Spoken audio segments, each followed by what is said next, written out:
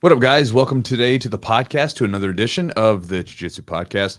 Today, we've got a guy that I met at the Origin Immersion Camp. So, went to the Origin Immersion Camp, got invited out there. It was fortunate enough that it worked out because, like last year, I had my Jiu-Jitsu camp going on that week, and so it didn't work out. And then this year, I had mine right before theirs. And then I was able to take a couple days off and then go up there and swing it, and ended up meeting a lot of you guys. I met a ton of people that said they listened to podcasts and everything else. And so it was great meeting you guys. And while I was there, I met several really cool black belts. One of which was the guy that we have on as a guest today, Alexey. So Alexey, when I looked at him for a second. Oh, you're the Origin model, right? So he's the guy that models all the Origin gis and stuff like that. And the dude was just a blast to be around. Like, he's got tons of, which we couldn't even scratch the surface of all those stories. So we're definitely gonna have to have him on again. But he has tons of great stories from being, down in Brazil. And he was just he says he's like, I wasn't like, I remember when I was talking about him being on the podcast, he was being like, I guess you'd say modest. Where he's like, man, he goes, I wasn't like, the guy winning the world championships in '96 or anything, but I was around all those guys, but at the same time, I think it's interesting to kind of come from those vantage points because of the fact that when you think about it, every gym, right? Let's say the best gym in the world that has the best guys, right? Or any of the best gyms, lurking around are all these people that are absolutely fantastic jiu-jitsu practitioners that just don't compete that much, or for whatever reason never won that particular competition, that whatever, it just happens. But they've got so much experience, so many great stories of being in those rooms around all those people. And again, he was training with guys in the late 80s and the early 90s when this stuff was just like breaking ground. And again, so I thought it would be a blast to have him on. And it was. And so I enjoyed talking to him, and that was that. So we brought Alexey on. So we're going to jump into it, and hope you guys enjoy it. There's plenty of good stories to share. There was some audio issues, so you'll hear a little bit of noise sometimes. Just kind of bear with it. For me, I could hear it when we were doing it, but at the same time, the content of the podcast is well worth it. And so it should be a super enjoyable, super entertaining one. And guys, always thanks to our sponsor, Charlotte's Web, for helping make the podcast happen. Again, if you've never used CBD, I encourage you to try it out. It's one of the supplements that I put into my regular routine all the time. I prefer to use it at nighttime as part of my sort of sleep routine. And again, I've noticed a lot of benefits to it as far as my recovery goes to training. And again, just even sometimes the overall sense of well-being, I guess, is what technically you can say, because there's a lot of things that you can and can't say about it because it's not FDA regulated. But again, it's a really cool product, and I'm glad that I started using it, because originally when I saw the product, when I saw CBD, I was like, I think this stuff is probably snake oil, because people would talk about it and just seemed like there's way too many benefits for it. And then I started using it, and I was like, oh, this is actually pretty good. I really like this stuff. And I've noticed a myriad of benefits from it. And so I encourage people to, not just take my word for it, but actually try it out for yourself. And again, if you would like to get some from a super reputable company that makes a top-notch product, that whenever the government goes through and eventually does regulate this stuff, they already have all the things in place to be ready for it. They're actually pushing for it, because for them as a company that sort of takes it up a notch as far as their quality goes, they're kind of encouraging it, because a lot of companies that produce garbage products that they put out there, they're not going to be able to survive that when all of a sudden the regulation comes in. Charlotte's Web will be fine. But again, if you want to check them out, their website is charlottesweb.com, and the promo code is Jiu-Jitsu20 for 20% off. So CHEWJITSU 20. You get 20% off the order whatever you buy.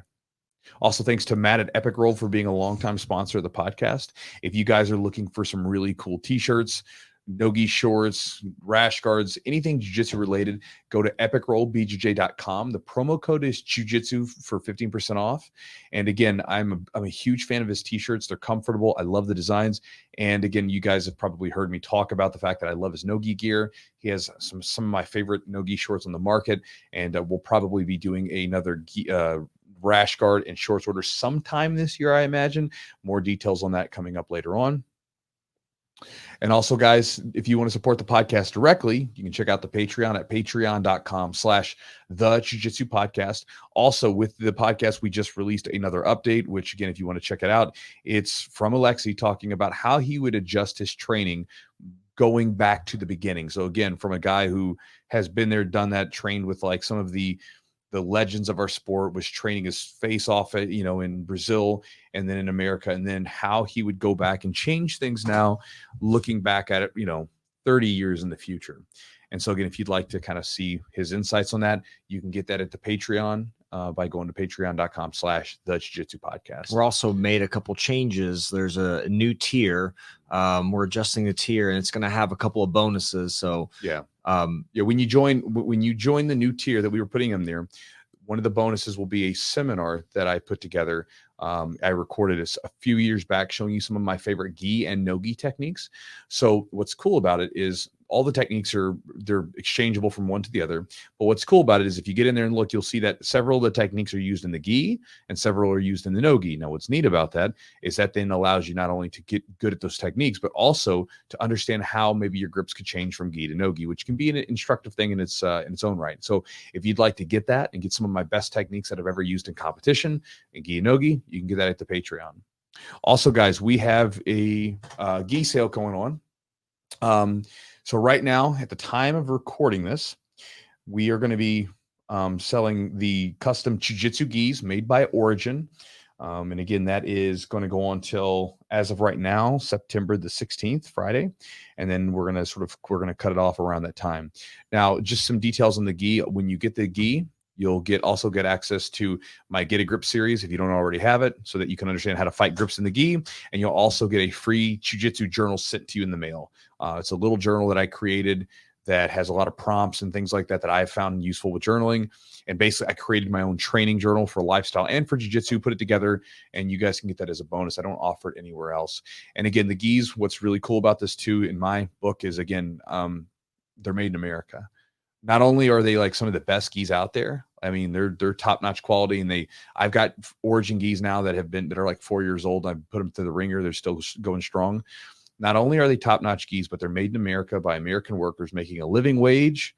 And to me, that's I'm personally, I'm in a position as I'm getting older where I would rather have less stuff and get stuff that's made of higher quality, that's made in like with companies that have values that I share. And again, after meeting Pete and all the guys at Origin and Dedeco and all those guys, I'm like, this is something I'll put my money into this.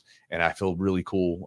I feel really good about like partnering up with them, and I'm proud to share it with you guys. And so if you want to check that out, just go to my Instagram, go to my website. There'll be stuff going on all throughout the place. I'm probably going to be downright annoying with it. It's just because I want to make sure everybody knows about it, but you can go to jiujitsu.net, or you can go to my Instagram, Facebook, anywhere, and you'll find something. We'll drop a link down below too. We'll drop a link in the description. And then last, guys, but not least, if you would like to keep up to date with all the things going on in my neck of the woods, you can do so by joining my Chew Crew email list, which is at my website, jiujitsu.net/join, JOIN. By joining up, you will get 3 free ebooks. You'll also get access to exclusive offers that I don't release anywhere else to people. And on top of all that, you will get my daily email where I share just some thoughts, philosophy, different ideas with you. And again, all of that is free. You get the free ebooks, and then you can unsubscribe at any time. And guys, that's it. So let's jump into this podcast with Alexey. Thank you guys for being here, and hope you enjoy it.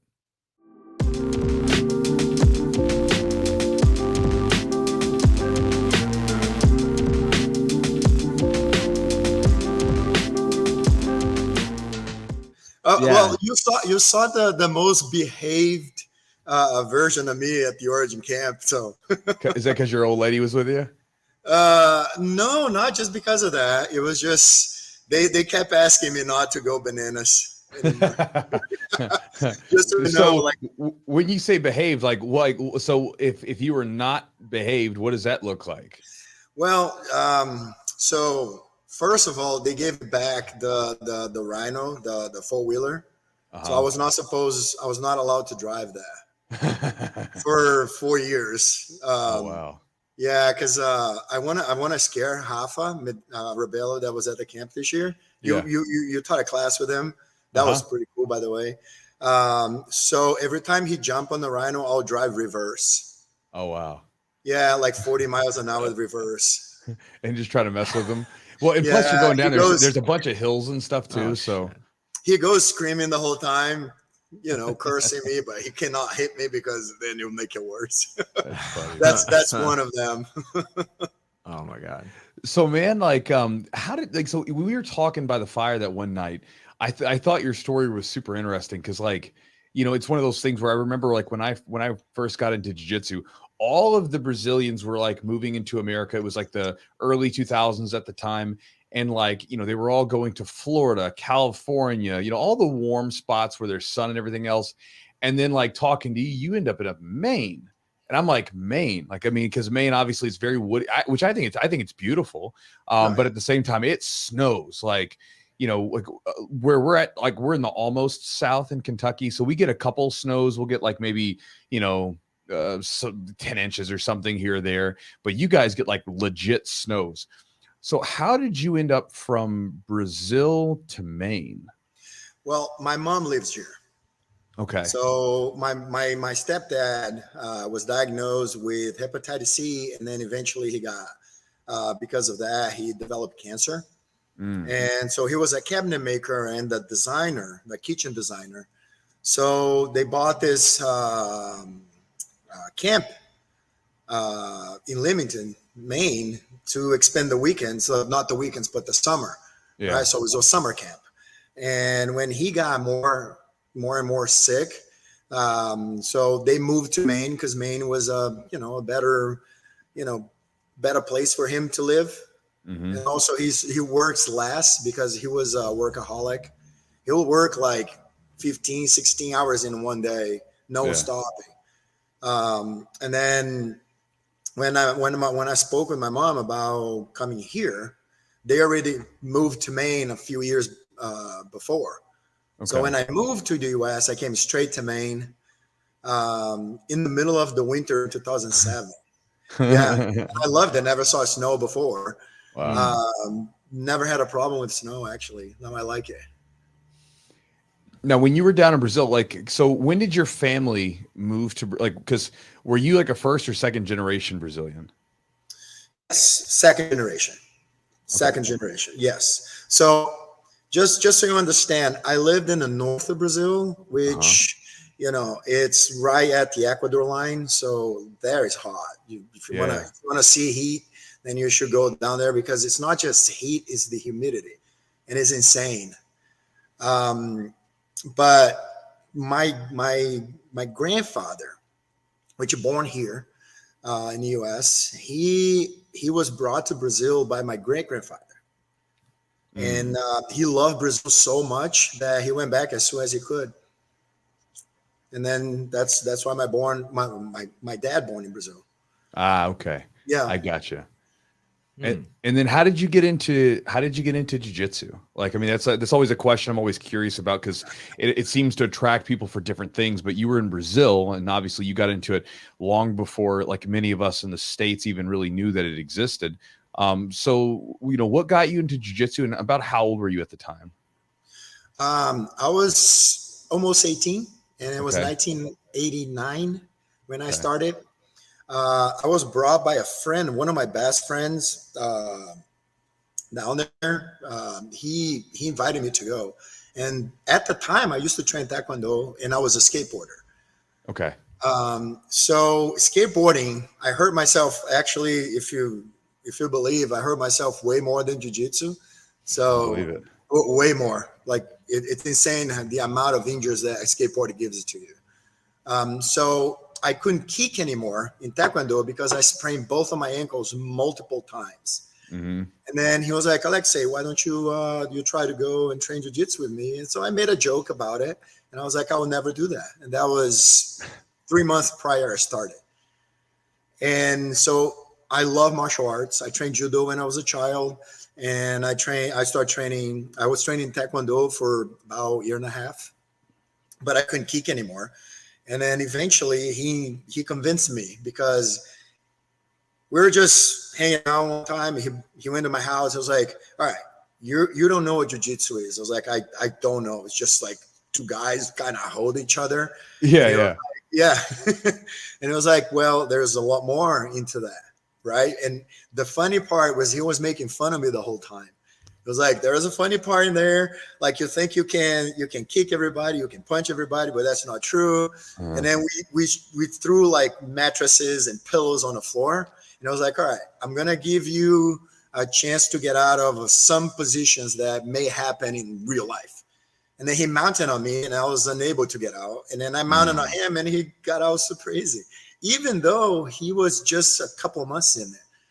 Right. So he got out so easy. And then after that, I was like, well, that's interesting, but I don't think I can do it because I'm claustrophobic. And it was like, I'm going to teach you a few things. So he taught me mount on bar, guard on bar, and Kimura. And so that was basically in my room. You know, we just threw everything. We bump our knees on a hard floor. I was like, man, this is tough. And the week after, I went to De La Riva, which just started his gym 2 buildings next to mine. So De La Riva's first place, not at Carlson, because De La Riva taught at Carlson. Okay. Carlson Gracie gym in Copacabana, which was a block and a half away from me. So the place he was the first place he started teaching outside Carlson. The place called Marco Otávio Gym. And so I sat in the bench, you know, like a wooden bench for the first night, just to look at it. And he was there. They had fun. And they had the one of the most incredible thing that we do in Jiu-Jitsu. After training Jiu-Jitsu, you just sit and chat, make fun of each other and talk about, you know, Jiu-Jitsu and life, you know, in general. So I sat there for almost a month, like every Tuesday and Thursday, I was there watching for about a month. Master Liborio already knew me, you know, the bench kid. I was sitting there and it was like, hey, man, is that today? I was like, I'm not sure yet. We'll see. And then finally, I like, you know what? I should give this a try. And that was a Tuesday night, right? So my first class was the basic, you know, knee scissor sweep, mount scape, which I have seen it. I asked about guard on bar and, you know, talking to people here and there. They taught me, you know, over under pass and also the knee smashing pass. You know, that was my first time. And then in the end of the class, there was one of my friends in Brazil. Her brother was 13 and he was a yellow belt and he was there. So I knew him. And he was like, Alexey, do you want to roll? I was like, dude, I'm almost 18. You're 13. I was, you know, and then he smashed the hell out of me. So, yeah, he didn't really, because let's say I could push him, but that thing was like water just coming around me. You know, like I push him here, he jumped on the other side. So I pushed there and then he came on the other side and I was like, what the heck is happening? And then I was like, as everybody else, like exhausted after 4 minutes rolling with that kid. I was like, damn it, this is kind of powerful. So I went back on Thursday, you know, same thing. I had some more techniques, side control escapes. That was one of the things that I was like, well, how do you get out of when someone get on top of you like this? Because I'm nervous. And they were like, well, and that was basically the class that De La Riva did. And I went back on Saturday, right? So Saturday morning was a more a relaxed class, you know, like what you guys call open mats. Sure. And so I trained with another friend of mine. So most people there, actually, I knew it from the streets below my building. And I gave him a guard on bar. And I was like, yep, that is for me. Of course, I thought he was genuine, right? Right. Oh, so he let you hit the move, and then you thought you actually hit it. Oh, I was 110% I hit it. I was like, damn it, I'm that good, so I'm gonna kick this. And I was like, yeah, and yeah, no, of course I know now that he was being nice to me, but yeah, at the time it feels amazing. By the way, yeah. I've seen that happen a lot of times where like some young white belt will come in or something, and the coach is taking it easy, or one of the higher belts takes it easy, and then they'll I've had them come up to me and they're like, Chewy, like I submitted one of the blue belts today, and it's like their third class. It's like, well, hold on a second, like he's letting you move a little bit. I actually had one student one time who like I told her, and she goes, I submitted your black belt today. I said, well, he let you submit. She's like, I don't think so. I think I really submitted him. I was like, okay. I was like, go roll with him again, and we'll see how that goes. Is that genuine state of mind? I truly believe that just happened. I know by experience. I felt great, so I was like, damn, this is for me. I love it. And I was there. And then lucky for me, De La Riva only had Tuesday, Thursday, and Saturdays. And past the next week, the week after that, he started doing every day, 3 times a day. So 7 in the morning, 4 p.m., and then 6 p.m. And I was there every class from that point on. What was your life like at 18? What were your kind of aspirations or your goals? Is there jiu-jitsu wasn't really on the radar until you started kind of going to classes. Like, what were you wanting to do? Were you in school or studying? And kind of what was your plan? Well, I was in school, but I wasn't going anywhere. I literally was completely lost. I didn't know what to do. My mom was super worried about me because I had no vision of future whatsoever. Finishing high school, I actually took a pause after I started jiu-jitsu. I was like, I like jiu-jitsu so much, I want to stop a little bit, take a break, train jiu-jitsu, and see how it goes. So my mom got even more worried. She was like, oh my God, you're going to do this? I was like, I need to, So you paused after, like during high school? Or I was during high school. The last year of high school, I paused. Oh, wow. Okay. Yeah. So I paused just to train because the training was 7 a.m., then 4, and then 6. So I couldn't go in the morning to school. I couldn't go in the afternoon, and the night classes, like the class is 6 to 7:30. So I couldn't go to night classes. So I paused. But some schools in Brazil that they have, they call supletivo, which means is you do every 6 months, you do a class, like not a class, but you do, you evolve. You go over whatever class do you need and stuff like that. So you can go every 6 months.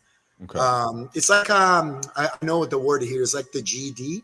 GD, yeah. Yes. So I had the idea. I was like, I'm almost finished, so I can just take this pause and then go back and finish my GD, let's say. Okay. And so I did. What was it like back in the old days, like training at De La Riva's gym? Because obviously, we know what jiu-jitsu looks like today to some degree.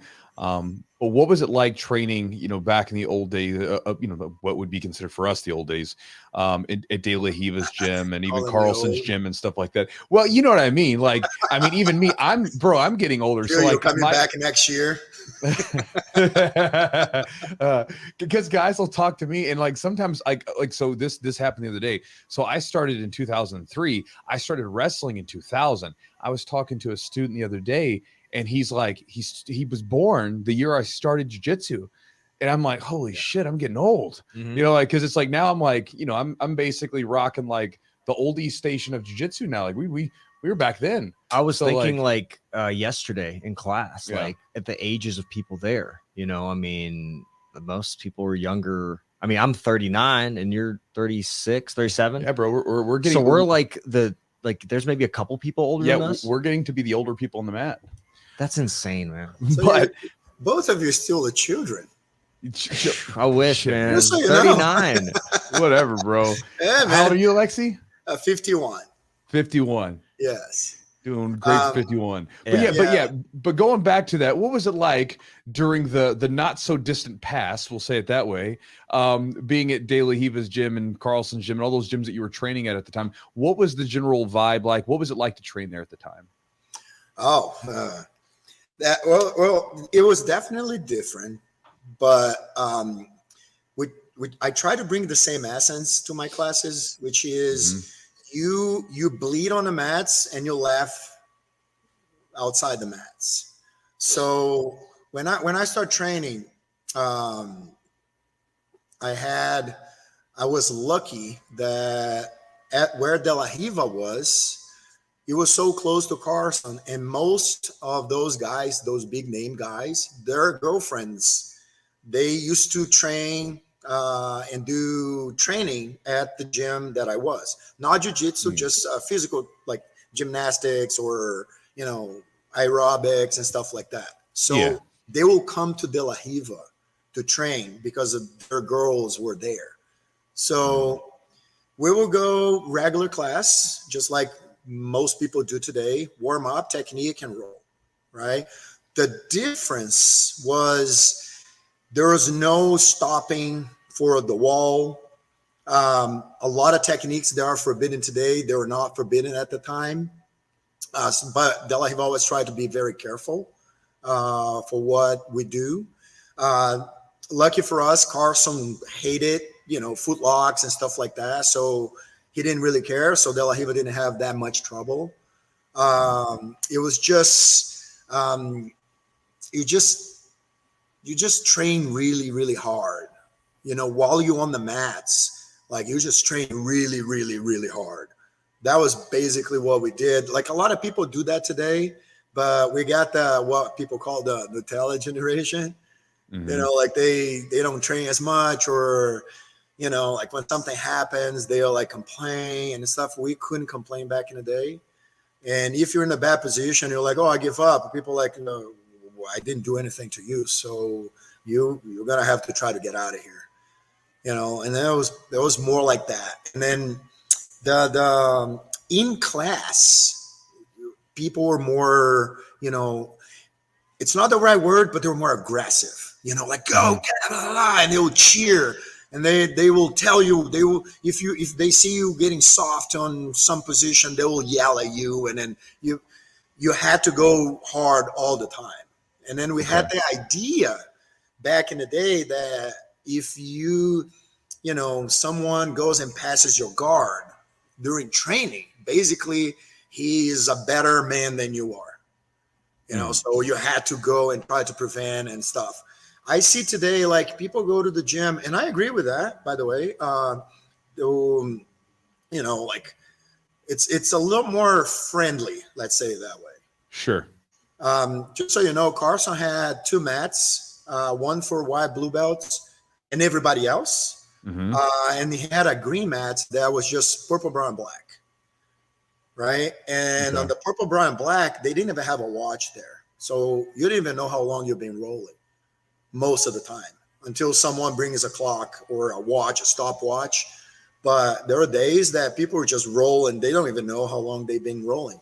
So that mindset was a lot different back then. What are some, do you feel like, advantages of that mindset and disadvantages, or maybe even pros and cons of training back then versus training now? Well, a few pros is like you get tough. You get a lot tougher.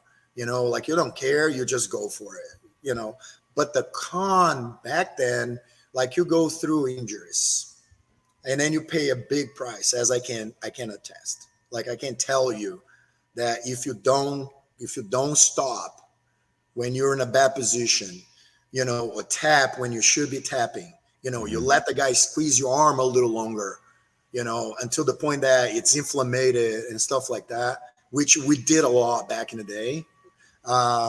Then you're going to pay a steep price when you turn 40, just so you know, and about that. So it's almost there. The mindset was tougher, but also problematic in that matter that you'll get injured and you'll have to live with that. Just continue that. I'm sorry, guys. It's just you can see some of the athletes today that went through that. They're like 31 years old, like the twins, like Berimbolo kids. They can barely walk, and they're only 30. So they did that to themselves, you know, so the same mindset as Carlson, and not tapping, not doing that. And I was like, yeah, man, like you can't do that anymore.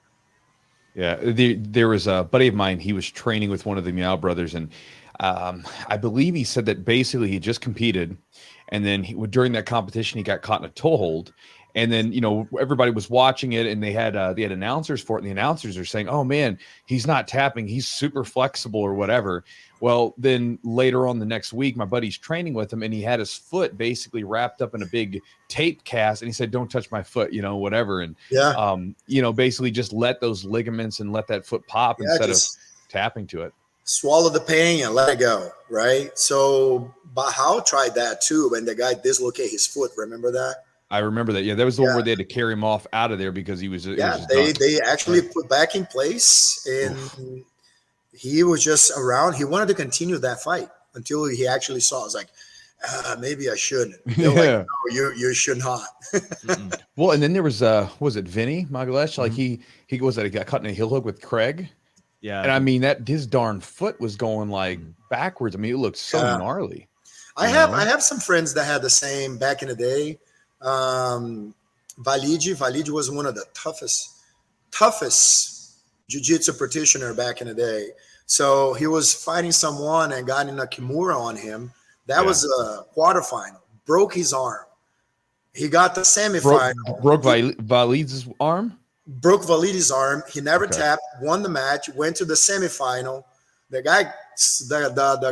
next guy got him to something in the same arm, got worse, and then he went to the final with a broken arm and won. That's crazy. Jacaré, Roger Gracie fractured his arm, and then, I mean, this is my opinion, and I don't want to be like that kind of person that creates drama, but in my opinion, he should have been disqualified in that match, not just for the arm that he broke, but the time running around and fleeing the match itself. The referee should have been disqualified him. Yeah. But anyway, he finished the match with a broken arm too. So there's some tough dudes, man. But it's definitely not something where, like you said, like long term, it's not great. I had one of my coaches, his he obviously trained back, you know, before me, and he had the same issue where he had to have his arm scoped, where he basically had so many little bone spurs in the elbow where his arm, he couldn't really move it because it'd gotten popped so many times. And so they had to go in and clean out like these chunks of, you know, calcium deposits or bone or whatever. Cartilage and bone fragment. I know I have the same thing on my left shoulder. What's been the worst injuries you've experienced through training? I had a neck injury that was really bad. It took me out of jiu-jitsu for about 5 to 6 months. It was pretty bad. Just going back a little, I had a match with at the time it was the Brazilian national champion. His nickname was Jamelão, and then we had an event in a club. It was pretty cool. First event and my actually first match as a brown belt, it was 20-minute match, right? And my shoulder dislocated because that shoulder same from skateboarding. So it dislocated mid-match, and I grabbed my wrist and I turned my arm, and then my shoulder went back, right? So I look at De La Riva, I was like, my shoulder went out. And he would look at me, I was like, is it back in? I was like, yes. And he goes like, then continue the fight. I was like, okay. And I went there, finished the fight, and I ended up winning. So I was like, yeah, well. But yeah, I pay a price. So I have a very limited range of motion on that shoulder. Yeah. But my neck I competed in a no-gi match event, a tournament. And the final, the guy got me 3 guillotines. And I hate guillotines, by the way. Yeah. I end up winning the match, but the price was too steep because I had to hold my neck, like my head, to drive. And for me to turn in bad, I had to turn my head with my hands, and then I can turn my body. So that was pretty bad. When he had you in the guillotine, was he just like out of position to finish it, but just kept pulling and cranking on it? Yeah, he was. So every time I shot him, I I got 2 times because I shot double leg, and then he got the guillotine. And then from that guillotine, I have to do like a bridge over. Yeah. And then he ended up losing, but he was squeezing because I didn't want to bridge. I just want to try to stay on top, you know. But he kept squeezing. Even though I did the bridge, he kept squeezing after until I got out. Right. And then the last one, it was with my over-under pass. It was exactly what he wanted me to do. And then I went over-under just like Bernardo does, you know, and then I passed his guard. He got the guillotine, and it was that tough at one that actually I think he injured me. Okay. Yeah. Yeah. Guillotines, like people cranking on my neck. I'm the same way with you. That's one of the ones there where I don't like it, and I don't take kindly to it. So I don't take kindly either. If they have a good guillotine that can catch me and they go for it, it doesn't bother me. But when, let's say, they're out of position and they're just continuing to pull in the neck, unless it's some brand new guy who doesn't know any better and I have to teach him, no big deal. But if it's like someone where I'm like, I know you know better. Like I had a competition once where, you know, the guy was in half guard and he I was passing and he just started pulling on my neck. There was no choke there, but I remember like being stuck there for almost a minute, and eventually I pulled my neck out. And like the next day, I'm like, oh my God, I can barely move my neck. Yeah. I remember even asking, like, bro, why did you hang on the neck so long? You know, like you weren't gonna finish it. He's like, I was like, well, now my neck's all jacked up. And I was saying it kind of laughing. And he's like, well, you should have tapped. I was like, well, whatever. No, we can't tap to that. We just don't agree with that. Right. I can't tap to it, but like it just hurts. So I had a student here that, man, I don't know if he was dumb or he challenged me all the time, because every time I roll and I go nice to him on the first, minute, he will guillotine me, and then he literally changed. Like you could see my aura getting dark at that very moment. It just changed. It just changed me, right? And then I'll beat the crap out of the guy, like right after. Every time he didn't do that, we go a nice roll. But that was like 1 in 10 rolls, and he will guillotine again. And he will not stop doing that. I was like, every time you guillotine me, I'm going to beat the shit out of you. And it was like, no, but maybe someday. I was like, no, it's not happening. Not with you. It's not happening. Yeah. You there's a lot of people that can get a guillotine of me and I'll tap right away, but it's not happening with you. So if I don't pass out, you're gonna have my rage all over you every single time. And then so it happened. And then so he left the gym. Yeah. So what techniques, you kind of alluded to some techniques that were kind of now they're not okay. What are some techniques that were kind of okay back then that you guys use at the gym that you don't really are using as much now? With a first, you could slam. Okay. Like you could slam the hell out of it. Triangle scapes back in the day, a lot of them were slamming. Neck cranks, they were allowed. Actually, there was no rule about where you could torque the knee. Not whatsoever. We didn't do it because every time that happened in tournament, people would boo you. They will say, this is anti-jiu-jitsu. You gotta know the technique, not go for the easy path, blah, blah, blah, and then the whole gymnasium will boo you if you attack someone's foot. Who was the one that who was the one that won with the toe hold one year and they just threw garbage he won the world championships with a leg lock or something, and everybody. I think that was the guy. Was it Caprito? Caprito, yeah. Yeah, it was Caprito. Yeah, he wins with a leg lock, right? And I mean, people are just throwing garbage out on the mats. That's but another it goes thing back to like what you were. It goes back to what you were talking about, where there was like a kind of a gentleman's agreement where it's like, okay, you got to pass the guard, because if you don't pass the guard, you're not a real man. Yeah. You're not just not a real man, but like you're weak, and then all of that follows. But if you pass my guard, it's basically you can take my girlfriend because you're better than me. Yeah. That's our mindset. So I remember one time one of my best training partner, good friend, he gave this guy a triangle, and the guy lifted him up all the way up, like the highest on the rooftop, let's say. and he jumped and slammed my friend on the floor.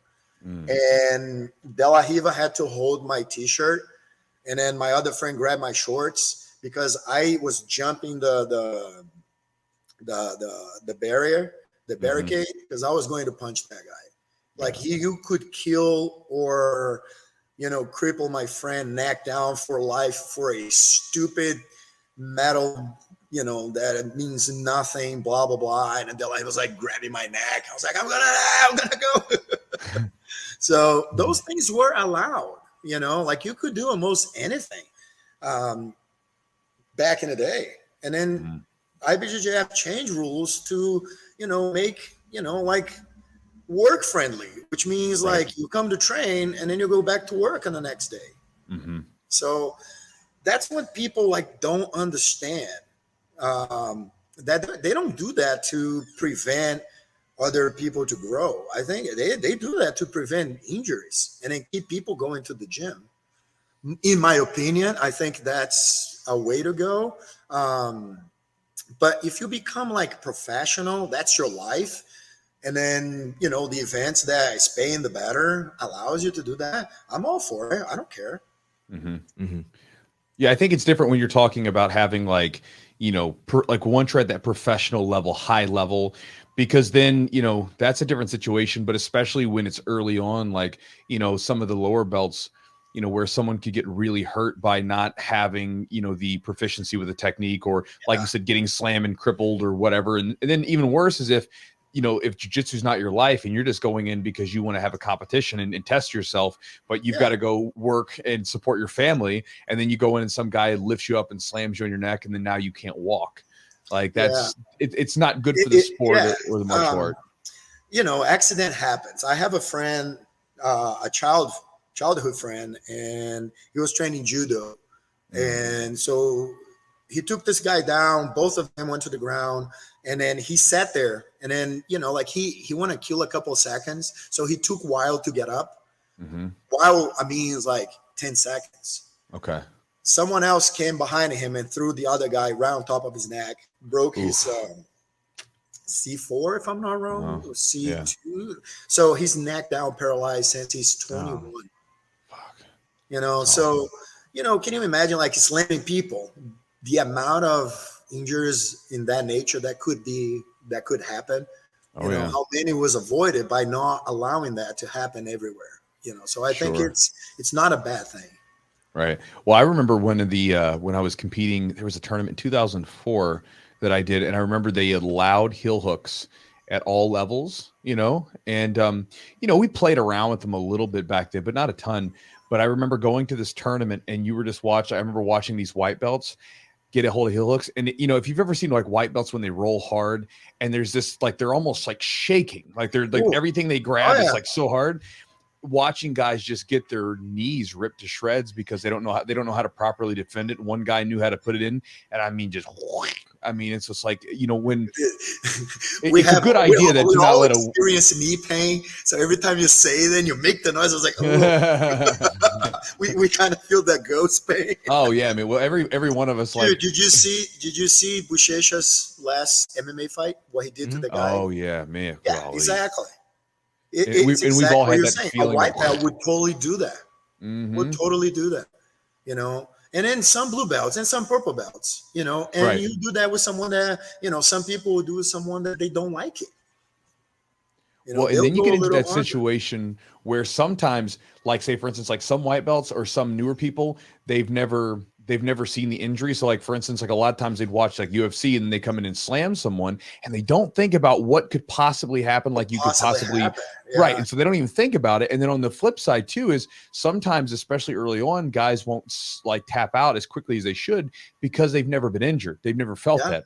And then as soon as they feel it, they're like, oh, whoa, like I need to make sure that I tap out because that, you know, I got injured and I had to have surgery or I had to set off the mats for 4 to 6 weeks or something. Yeah.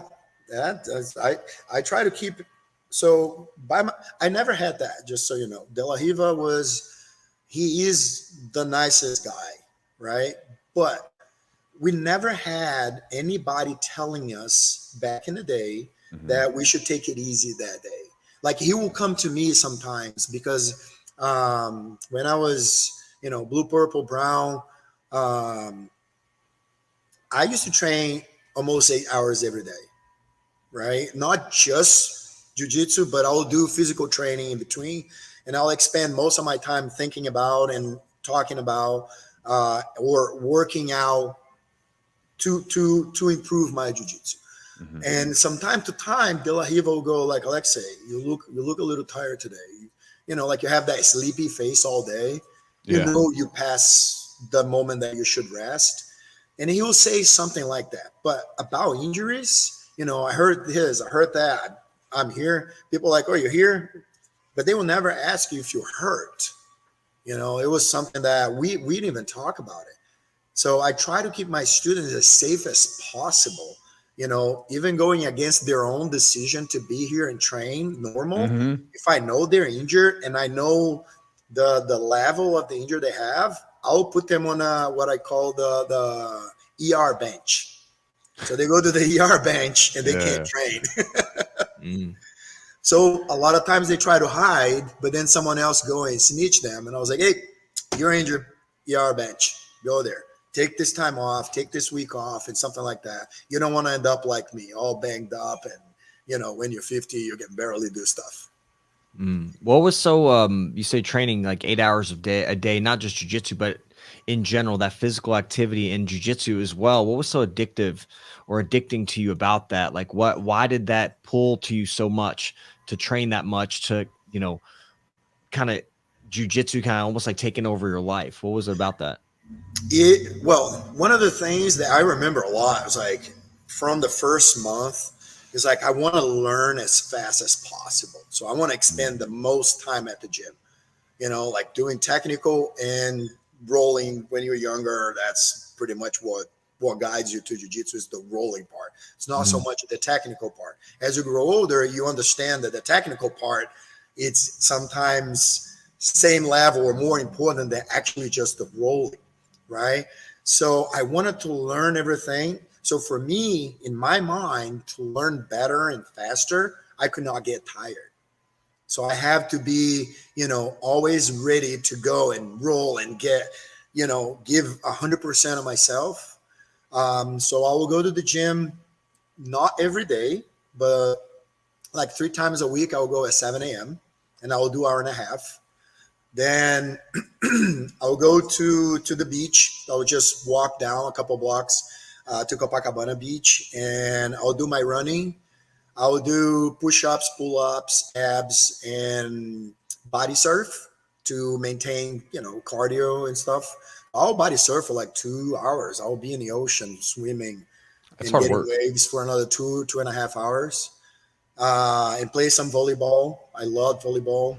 And I joke saying that the only reason I'm here talking about jiu-jitsu because I'm not 6'4". I'm too short. But I play volleyball.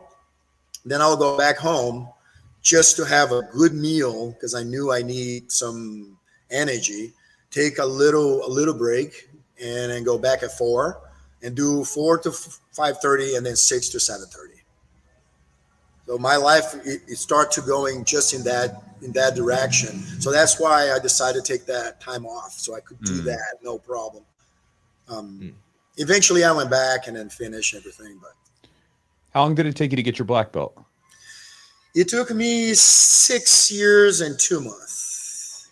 That back in the day was a record. That's fast back in the day. Yeah. I got my blue belt before 3 months. Okay. Wow. Yeah. I even delayed my own blue belt because my friends, which funny because my name is Alexey, but they call me Alex. The friend that brought me to jiu-jitsu, his name is Alex. And my other friend that was, very good friend is the blue belt that allowed me to submit him. His name is also Alex. Okay. So me and the Alexes, we train and then we're really good friends. So I put more time than that they were doing, right? Mm-hmm. So Alex that brought me to jiu-jitsu, he was training for 3 months prior to me. And 2.5 months, De La Riva goes like, Alexey, I would like to give you your blue belt. You're your blue belt level, so just buy your blue belt. Back in the day, that's how we used to do. Like you just call someone in the corner. I was like, hey, I'm promoting you, right? The big flashy promotions that we have today, it was not a thing for us. It was just come in and I will give you the belt, or they just tell you to buy the belt.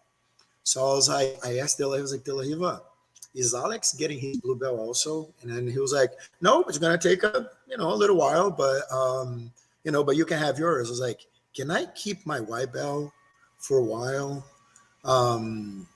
until he gets his blue belt? And it was like, well, it's up to you, man, but you can wear your blue belt anytime you want. So 2 weeks go by, and I was like, I kind of want to expose the blue belt and stuff. Yeah. So I asked back. That's funny. I asked like De La, can I still wear my blue belt? And he was like, yeah, sure, man. I gave it to you.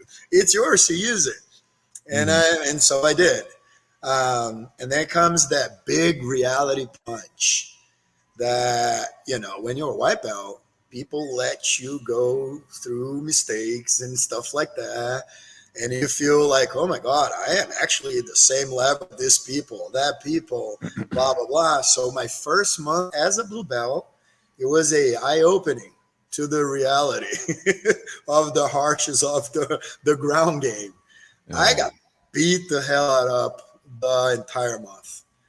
To the point I was like, I look at De La Riva, I was like, I don't deserve this. And it was like, no, you deserve, you just don't understand yet. Also, you are putting pressure on your shoulder.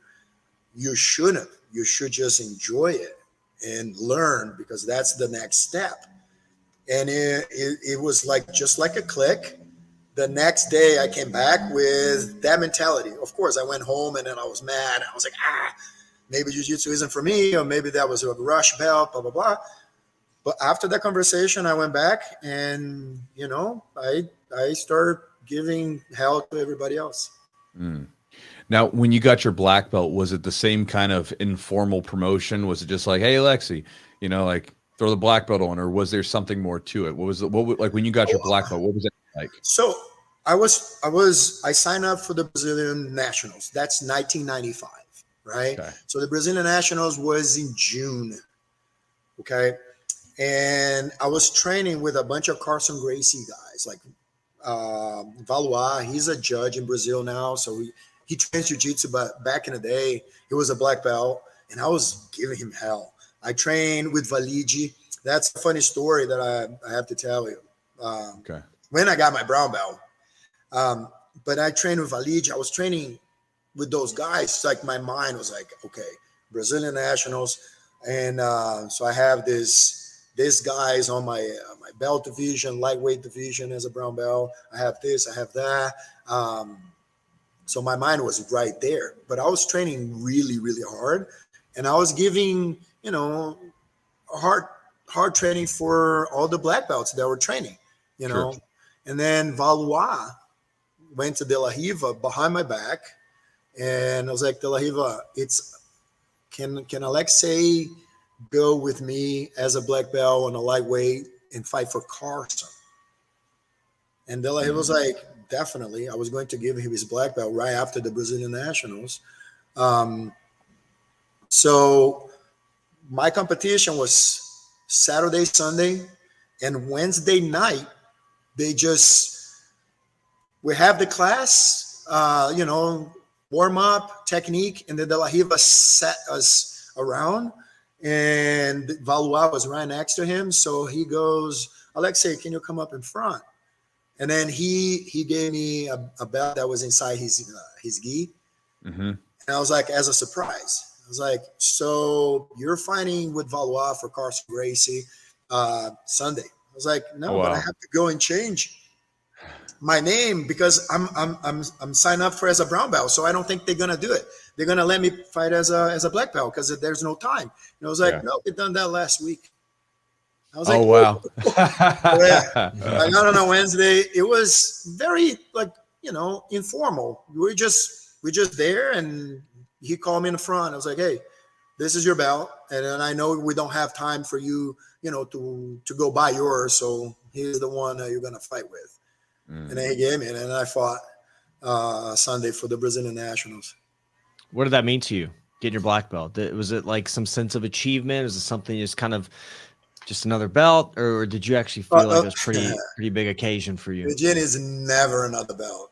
You know, like it was powerful. You know, like you're like, oh my God. And but the funny thing, everything on my blue belt time came back to me when I got my blue belt. Remember?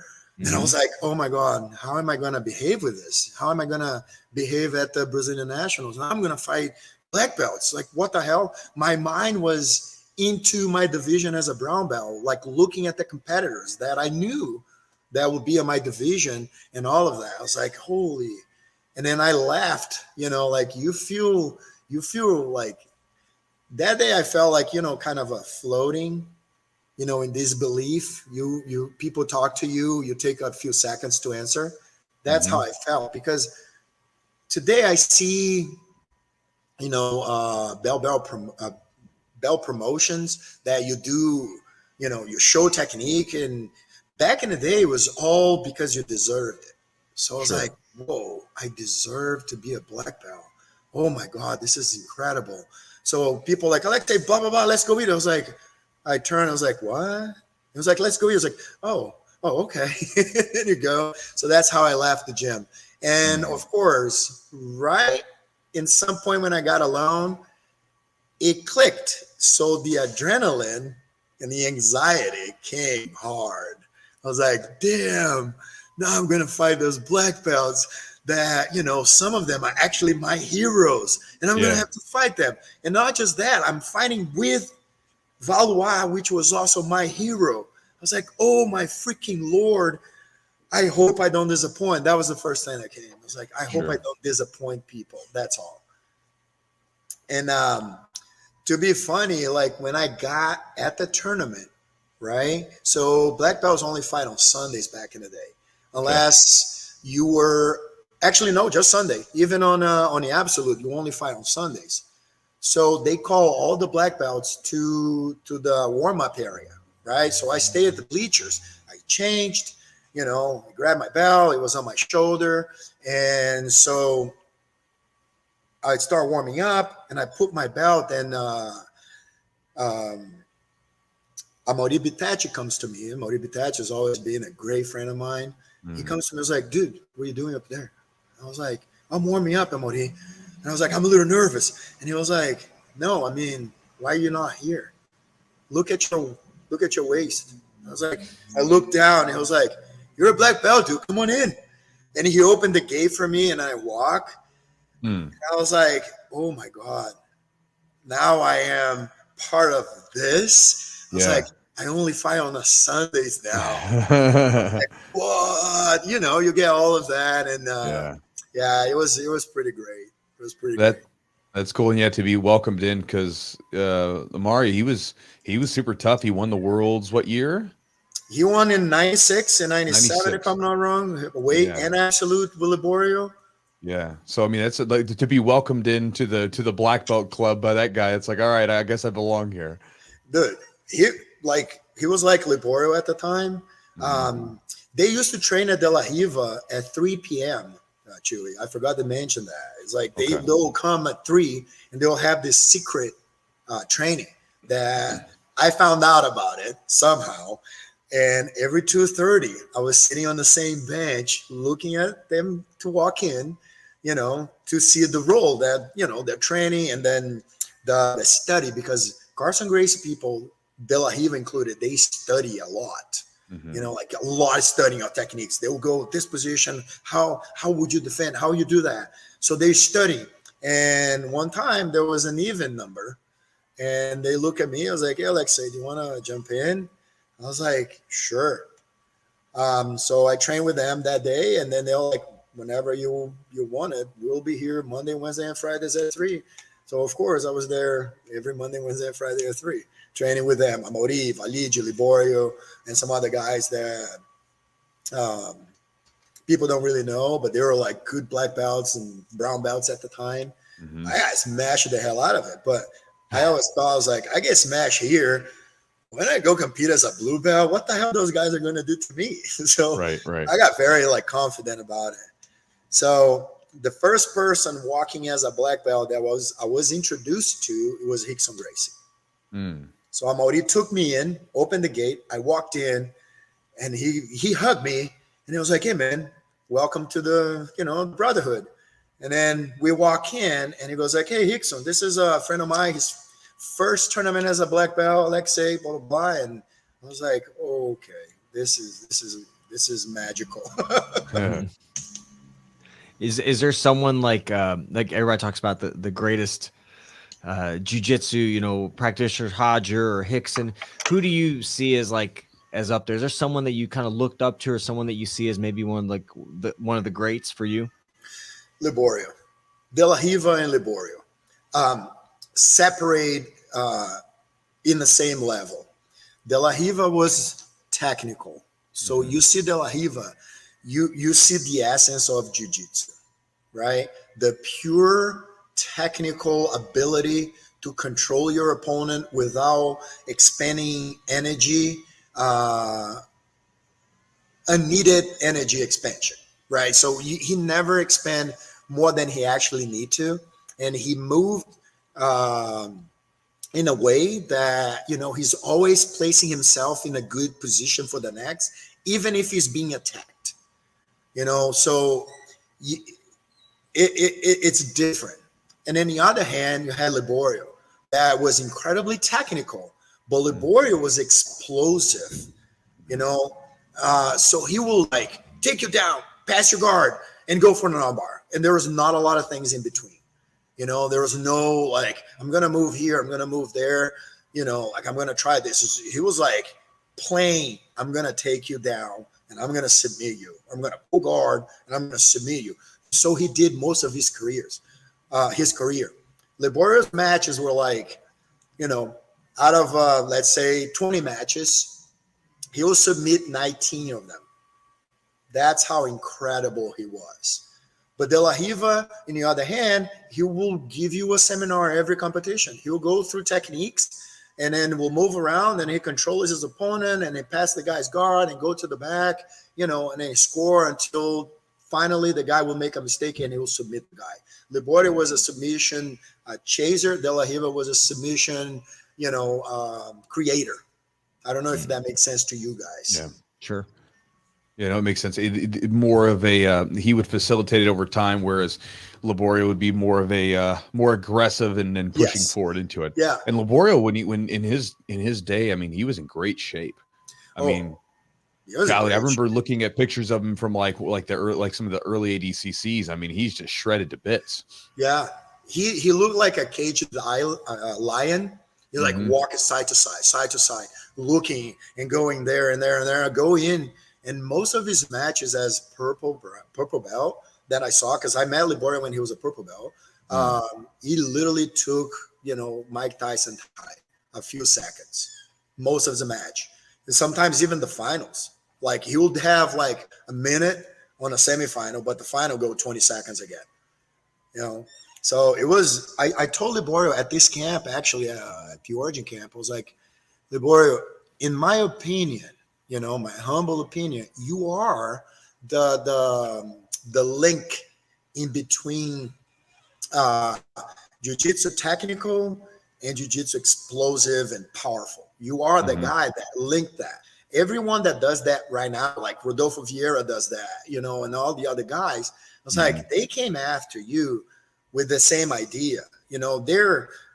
Let's say they're better versions of us. I agree with that. But someone had to close that bridge. That was jiu-jitsu technical, jiu-jitsu, use your opponent's strength against him and blah, blah, blah. But Liborio was just demolish everybody. So it was kind of cool to see. Well, and I mean, that was the thing that was interesting to see from the Carlson, Gracie guys that came up around that time, because when you look at, say, all of the fighters that got into MMA that were doing jiu-jitsu competitions and winning a lot of them. I mean, a good portion of all those, the jiu-jitsu guys that were doing those things were the Carlson guys. I mean, you watch the fighting. I mean, it was almost all of the really really aggressive jiu-jitsu guys that were going in for takedowns and smashing people. A lot of them were the Carlson guys. When you look at the jiu-jitsu competitive arena, I mean, a lot of those guys were Carlson guys that were winning that. And they had a style that like, cause like, for instance, as an American, my first exposure to it was kind of like hoist, right? That's the first time I ever saw jiu-jitsu. I didn't know what it was. And then, you know, later on though, you start seeing these other guys come in, like then you'd like maybe watch like, you'd see these other people from different parts of the family that weren't like that slower style, that were more aggressive. You know, and then you'd see people from like Brazilian Top Team and all those guys come up later on. It's like these guys were a little different. Like you said, it was kind of like that combination of both. Yeah, we're technical, but we also have some horsepower and muscle behind this too, and we can be aggressive as well. Yeah, they had it all. Carlson Gracie, he was a genius, right? So someone will come with a technique at Carlson, and then the person start getting everybody. It's like, bah! And then like De Le Riva sweep. You know, De Le Riva. By the way, De La Riva don't used to call. We used to call pudim, which means flan. You know, like pudding. You know, because the way the guy falls, he looked like a pudding falling from the plate. So that's how we used to call pudim. Like at De La Riva, we never called De La Riva back in the day. This is a more, you know, modern thing from up to thousands. But then Carlson will step in. It was like, you guys are really dumb. If you do this with your knee, or if you place your hand right here, the position is gone. And then suddenly, De La Riva could not get De La Riva anymore. And then he had to create other ways to get De La Riva, because that way was blocked already by one simple move, right? And Carlson Gracie would do that, you know. And then that's why you start improving your technique. You do one technique, you learn how to defend, then you have to do that technique plus one, so you can get the same technique from a different angle. So jiu-jitsu evolves in that way. So Carlson Gracie at that time, he was the the biggest creator of techniques. You know, and then so they will showcase at tournaments. So there's no YouTube videos, previous vision of what was happening at Carlson, because no one was allowed there. And then they will showcase in a tournament. So they will get you didn't even know what happened. And then after that, they will learn how to defend. I was like, oh, that guy that Carlson did this, so how can I defend that? And then they go and they make the counter. But when they come back on the next tournament, that position was not long gone, but it's not even in use anymore, because now they know how to defend, but they know how to get you from a different angle, maybe the same position on the next one. So they were the biggest creator at the time. I'm not saying that other gyms didn't create, of course, which they did a lot, but Carlson was like, they come out. It's like, holy crap! When did you guys learn that? I was like, oh, we trained this for 2 months, you know. And I was like, well, nobody knew that. What the heck? Did that make cross training kind of weird? Because if you guys are trying to keep techniques kind of secret, you probably don't want to let people come cross train with you because they might learn. There was no such a thing of going out of the gyms. Carlson will kick you out of his gym if he knew you were training somewhere else. The only place he allowed people to go was actually De La Riva. Okay. They will go and train there, but Carlson would not even let people go in at all. I was Carlson's friend. I would walk by him going to the beach. I was like, hey, sir, how are you? Hey, Carlson. And I was like, hey, Alexey, what's up? Are you going to the beach? Blah, blah, blah. I was a really good friend of Carlson Gracie Jr. We go to the beach together, and I was not allowed to train at Carlson because I trained at De La Riva. So there was an episode that one guy from De La Riva fought a guy from Carlson. The guy from De La Riva won. De La Riva was warming up to fight Royler. Okay. At the tournament, and Carlson was yelling at De La Riva so mad that our friend nicknamed Goiabada, which is a guava sweet thing that we have in Brazil. Goiabada just beat Pinot, in a blue belt.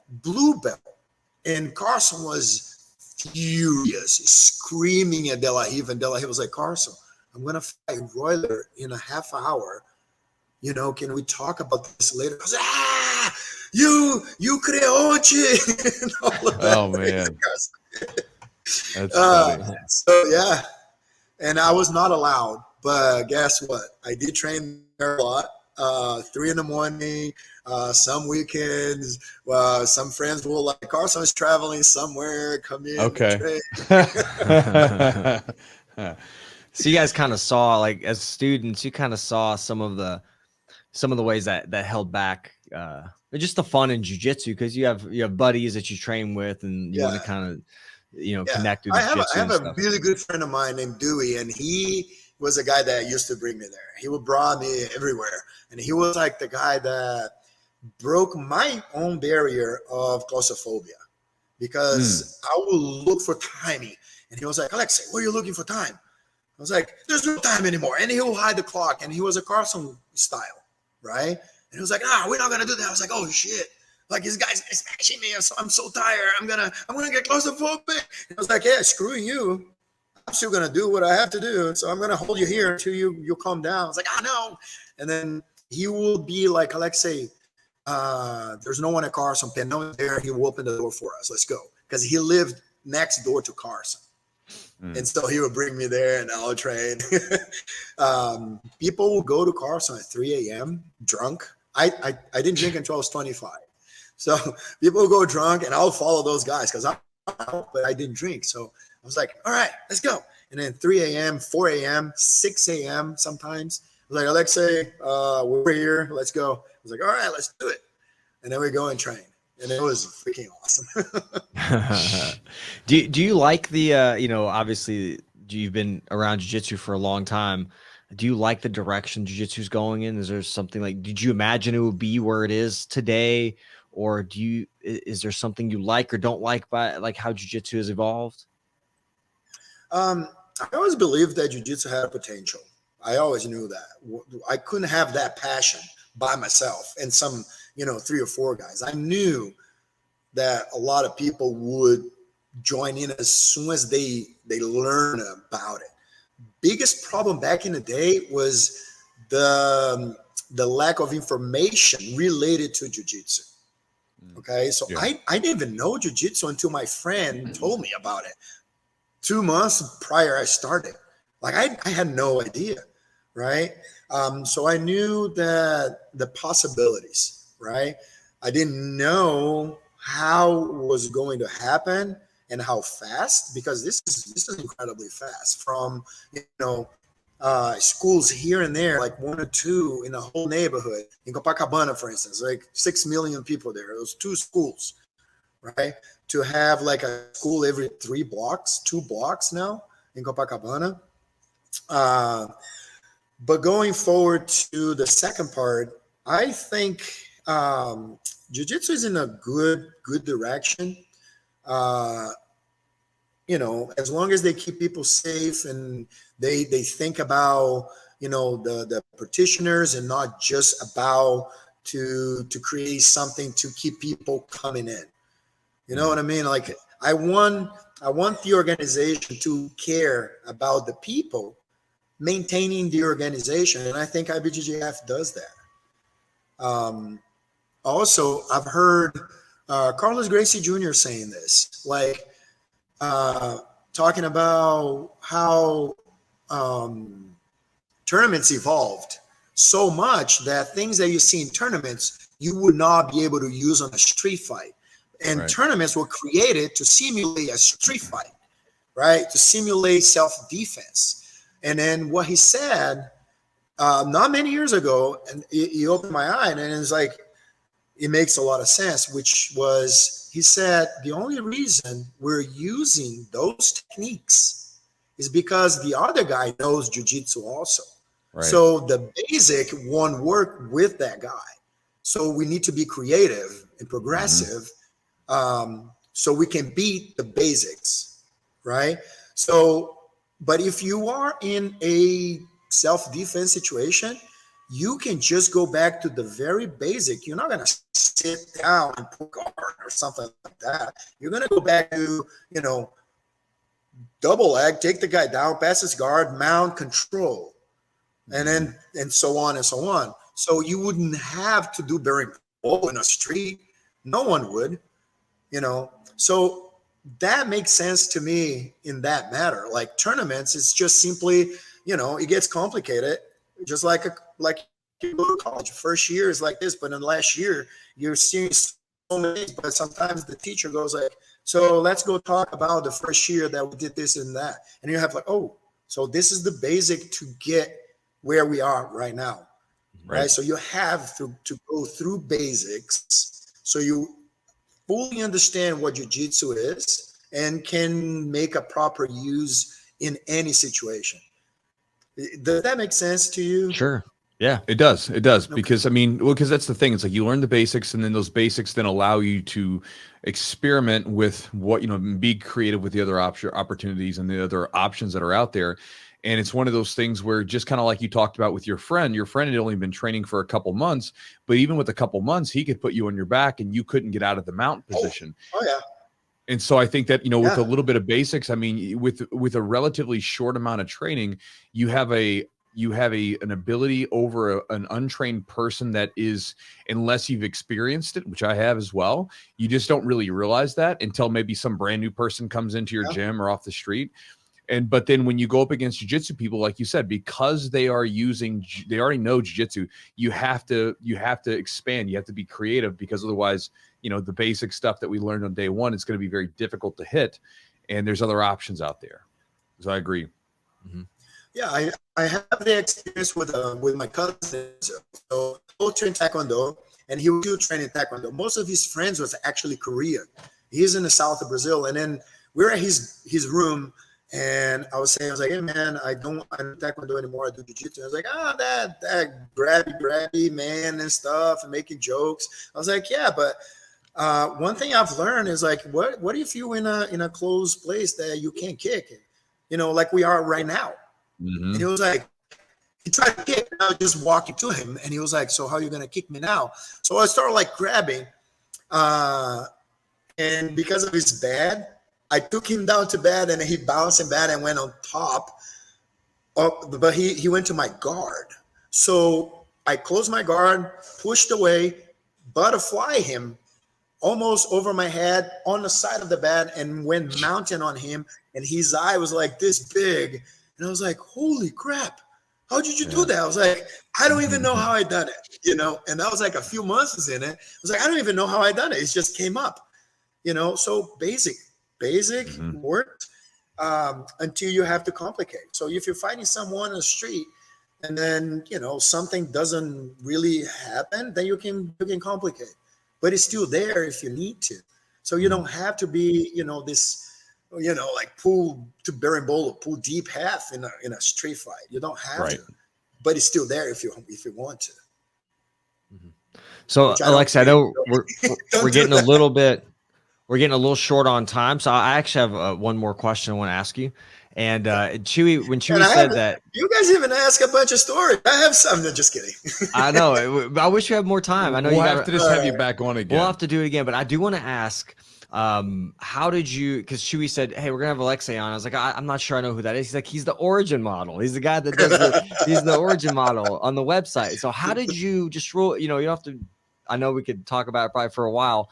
How did you kind of get to know the guys from Origin? How did you become the model, and kind of how did you start working with them? When I got in Maine, I went to a place called Rangeley, and I've learned in a store that someone else was doing Brazilian Jiu-Jitsu up there.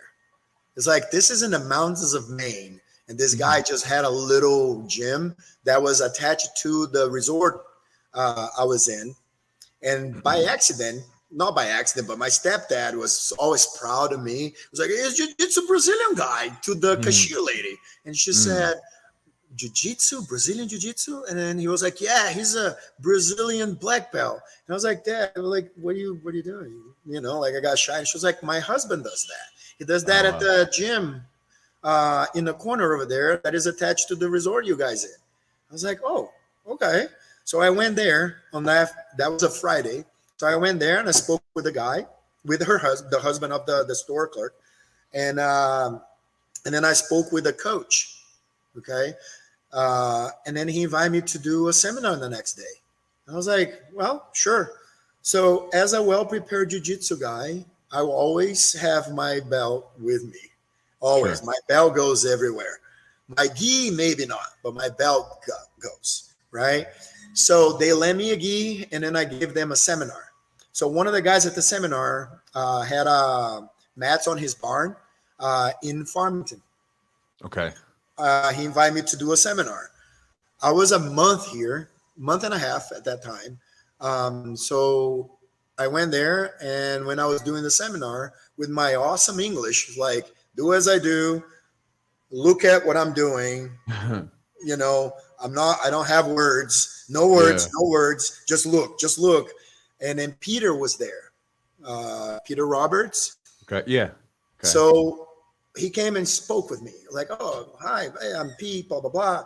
So no long after that, him and the guy had a problem, which I don't know what happened, but the guy came to me and trash talked Peter.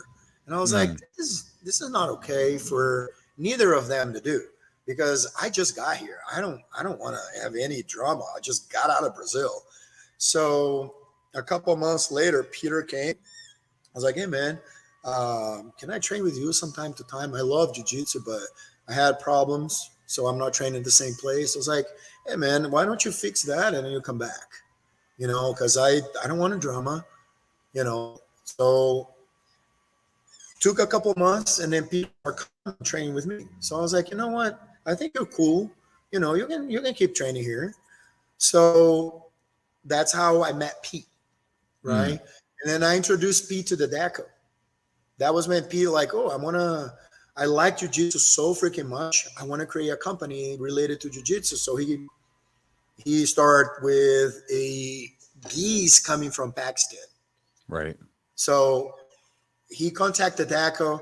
And in between that, so just coming back a little bit, I'm sorry for that. No worries. Peter started doing the BJJ Weekly YouTube channel. Right. And then he came down. So he was training with me already. And then he contacted me. He was like, Alexey, can I come down and you do BJJ Weekly? I was like, sure. So I was the first instructor at BJJ Weekly. And then he did that. And I told him about the DACO. Like, hey, man, there is another guy that is actually better than me. You know, his jiu-jitsu is way more incredible than mine. You should meet him. And I introduced the DACO to Peter. So they hit it off right away. They became really good friends. Peter came with the idea of the company, create Origin, and then he needs someone to invest with him, and the DACO invested with him. He grew from there, so on and so on. Timeline don't allow us to talk about it, but Pete, when he first started doing Origin gis, like the American-made Origin gis, yeah, like, Alexey, do you want to take some pictures with us? You know, like, because you're at the time, you're a 4th degree black belt. You're the only one here. Why don't you, you know, take pictures with us? I was like, sure, let's do it. So I went to Farmington one time, and then we drove from 10 a.m. to 7 p.m. looking for places, barns and stuff, yeah, to take those pictures. And it started from there. So every time Peter had a new model gi or a new color to show, like, Alexey, you want to do that, you know, ride around again? I was like, sure, I'm game. So I went back to Farmington, and we started taking the pictures. So every time up to today, he has a new gi, there's a new something. He was like, hey, Alexey, let's do it. I was like, sure, but we don't do that walk around anymore. Yeah, you guys are both a little bit probably too busy for that. Now. Yeah, more in studio. Well, Alexey, brother, like I said, we could probably talk literally for hours, and I know we didn't even scratch the surface of some of those like great stories that you have. So obviously we'll need to do it again. But for anybody that's listening, if they're ever coming up through Maine and they'd like to train with you, where's your gym at, and whereabouts is that? I am at 90 Bridge Street, Westbrook, which is surrounding Portland. Right out of Portland. Yeah, it's 10 minutes from Portland downtown, which Portland is packed and it's hard to, super hard to park. Westbrook, we have park for everybody. So it's a better place, and then you get, you know, better square footage for your gym. So you can charge even less than in Portland. So I'm right here. And what's the name of your gym?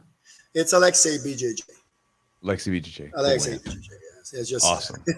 make it easy and simple. All right, guys. So hope you enjoy that podcast. Again, I could talk to that dude for a while. He's fun. It's a great conversation. I like guys that are like that because I share this. I go on tangents and I come just bouncing around. I come back to the original idea, but I can't help but expand outward. And he's definitely that same way, which was fun. It's great. And it makes for like, and this is something that you guys don't think about, like, or maybe you don't, or if you, especially if you've never done it, like when you do a podcast, if the person, like, it's almost like if you go on a date, right? If you go on a date and let's say like, hey, Chewy, how's it going? I'm fine. Are we on a date right now? Yeah. Oh, okay. This is terrible. I'm leaving. It is terrible. So like, if you've ever been, if you've ever been on a date and like the woman or the guy, like they're giving you like one word answers, you're like, oh, this is going to be terrible. Yeah. Like there's been times where like literally I've been in dates, and as I got a little older, I kind of like started to be like one of those things where I'm like, if we're not enjoying ourselves, let's just cut the cord, which was actually really funny because there was one date where I was talking to this girl and we're there and we just weren't filling out each other. It just wasn't working. And I said, hey, listen, I was like, this isn't working. I was like, it's like, listen, I'm not going to ask you for a second date, whatever. I was like, if you want to, we can leave now, like, whatever. And she was like, because I wanted to give her the out. And she's like, well, that's cool. Yeah. I know we'll just finish up the meal. I was like, oh, that's fine. We'll finish up the meal, whatever. Then we had a blast talking. That's awesome. But we never wanted to pursue anything. Right. But we had a blast talking afterwards because it was like the pressure's off. Because like we won't have anything to do with each other. But when sometimes we'll have guests and stuff like that, and it's like, man, you got to put on, like, you got to use a lot of energy to pull out questions and answers and stuff. Yeah.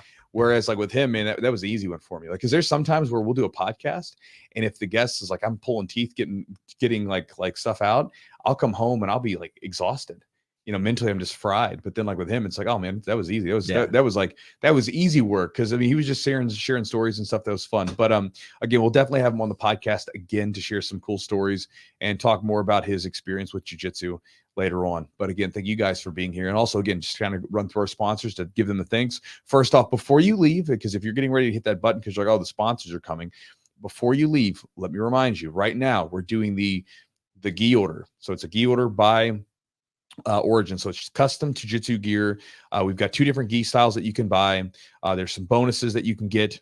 And again, it's open, or it's going to be going on until September the 16th, at least at the time of recording this. I could change it later on. But we're going to be offering those gis. And again, they're jiu-jitsu gis, but they're made by Origin. It's an amazing product. I've been a fan of theirs for several years now. We did one last year. This is our order this year. And again, if you miss it, you'll just have to wait another year or so to get it. So again, if you want to get one, get on the ball. And again, I know for some of you guys, like, because I know that people, granted, if you're tight on money, it happens, right? But some people sometimes like they say, man, Origin gis are kind of expensive, and they are expensive. They're more expensive than the other ones. But here's a couple things in my view of money, right? There's expensive and there's valuable. And having a product that's high quality, that'll last me for years to come. Like my pants always rip on me. Their pants are still going strong. But they're high quality and they come like values, like core values as far as a company goes. They take care of their employees.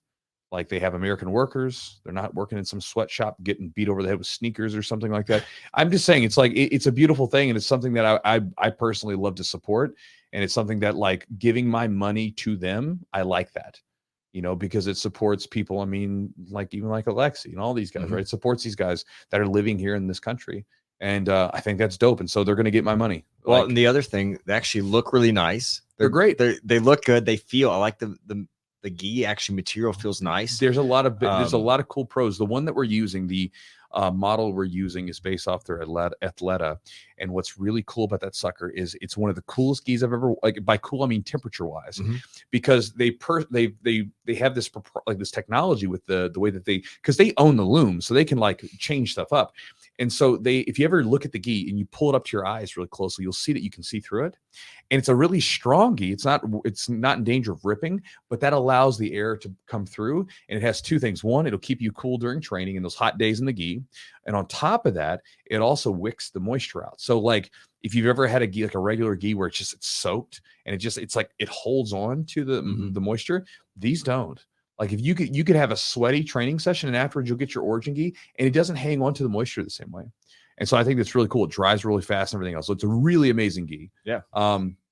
And it fits really good too. But anyway, enough of me talking about it. But if you want to check that out, go to my website, check the links wherever they might be. Go to my Instagram, you'll find it. Also, thanks to our sponsor, Charlotte's Web, for helping make this podcast happen. If you guys have never used CBD, I encourage you to try it. Make it part of your routine for recovery. Again, recovery for me is, as I'm an aging fellow getting close to 40. Again, it's becoming more. You're not there yet. Not there yet, but I'm getting closer. It's becoming more and more important. You know, there's a lot of things that I'm trying to do to make sure that I mitigate the way that I use up my body, and doing different things to make sure that I take care of myself the best I can. And again, one of those things that I have found a lot of benefit from in regards to my training recovery is CBD. And so I incorporate it as part of my sleep routine every night. And I love the product. And again, Charlotte's Web makes a terrific product.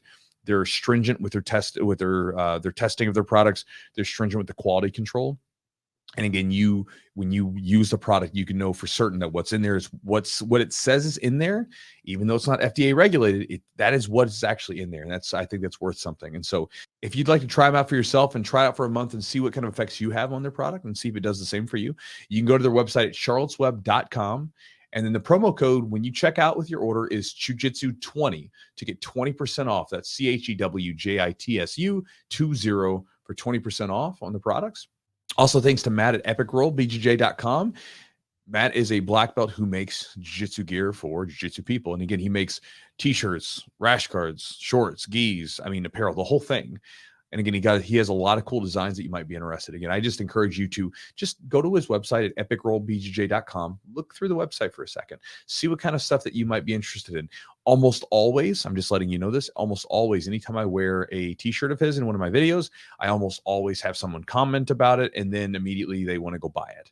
I have to like plug his link into stuff more often than not whenever that happens. And so again, if you want to check it out and see what people kind of think too, again, see for yourself, go to his website at epicrollbjj.com and just scroll around through the t-shirts, scroll around through some of the stuff, see if there's anything that you like. And again, if you do buy something, you can get 15% off with the promo code of Chewjitsu. And last but not least, if you want to support the podcast directly, you can do so by going to patreon.com/the Jiu-Jitsu podcast, along with years of content that we've added in there to help make your jiu-jitsu better and give you some entertaining stuff as well. Just recently, we updated it with one is going to be a new tier where when you join, the new tier will give you access to a seminar that I did some years back where I'll be showing gi and no-gi techniques. And what's really cool about that is you can see both, in some cases, the gi technique being used with the no-gi technique and seeing how the grips change, which can be an instructive lesson in itself. And along with that, we did add a lesson from Alexey, just sharing an idea about training and how he would change his training going back. So again, for some of you guys that are like white belts, you're kind of early in your training, if you want to try to mitigate injury and make sure you don't jack yourself up like some of us have done in the past, right? Then it would be worth a listen to help sort of mitigate the injuries that you're going to experience. Because again, no matter what, injuries are a part of training. That's a part of life. Like, I mean, I have friends that are younger than me and they don't do anything with themselves. Like they don't do anything athletic and they have injuries. They have torn knees and they have like bad backs. And I'm like, well, you sit down and do nothing all day, you know? To piggyback off of that is also in the tier. I did a like 25-minute warm up, like functional, like movement, warm up activation. That's going to be in there as a bonus as well if you subscribe to that tier. And that's something I did at the Jiu-Jitsu camp and everybody loved it. And it's some of my best things that I love to do. I do it myself.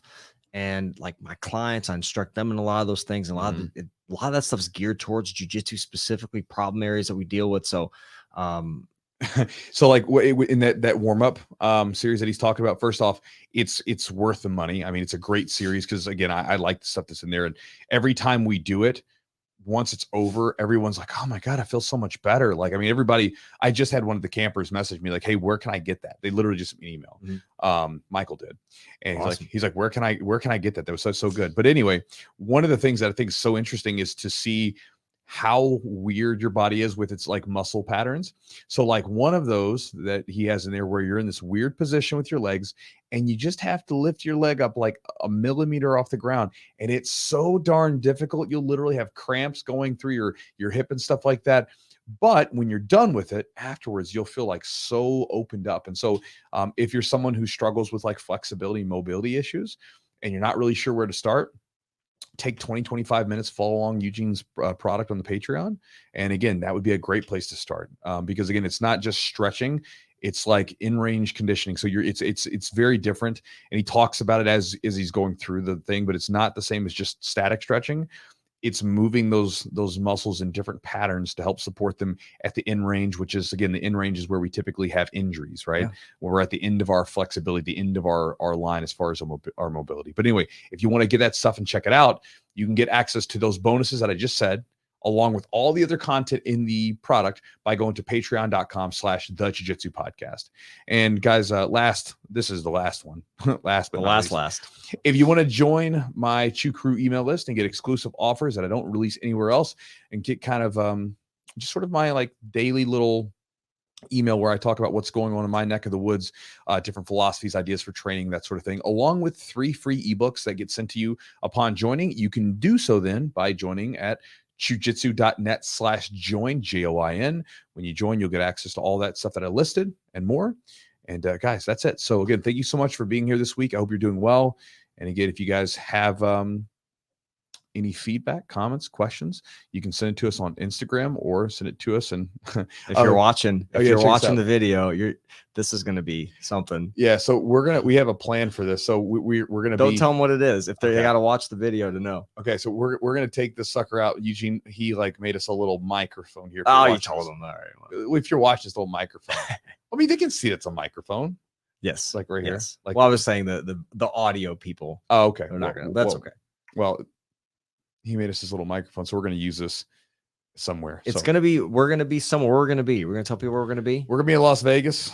ADCC. We are not competing. We're just going to be there. Just hanging out, just to watch and the stuff. Put that microphone to use. We're going to put it to use. Yes, it's going to be silly. I don't know what we're going to do with it yet, but yeah. All right. So guys, anyway, thank you so much for joining us. We'll talk to you next time.